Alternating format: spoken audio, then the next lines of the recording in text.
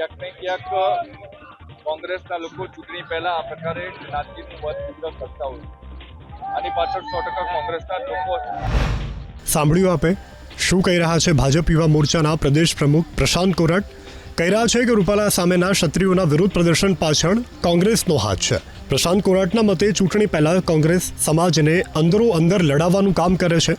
ક્ષત્રિય સમાજ હર હંમેશ ભારતીય જનતા પાર્ટી સાથે રહ્યો છે અને આ વખતે પણ ભારતીય જનતા પાર્ટી સાથે રહેવાનો છે।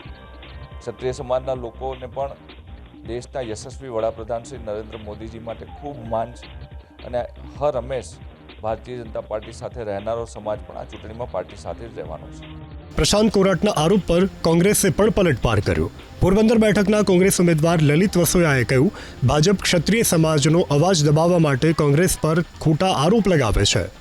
ભારતીય જનતા પાર્ટી કોમ વચ્ચે, જ્ઞાતિ વચ્ચે, સમાજ વચ્ચે ભાગલા પડવી અને પોતાની રાજનીતિ ચલાવી રહ્યા છે અને આ એના જ ભાગરૂપે રૂપાલાએ ઇરાદાપૂર્વક ક્ષત્રિય સમાજનું અપમાન કર્યું છે કે જેને કારણે આ ગુજરાતની અંદર વર્ગ વિગ્રહ થાય, ક્ષત્રિય અને પાટીદાર સમાજ સામસામા આવે।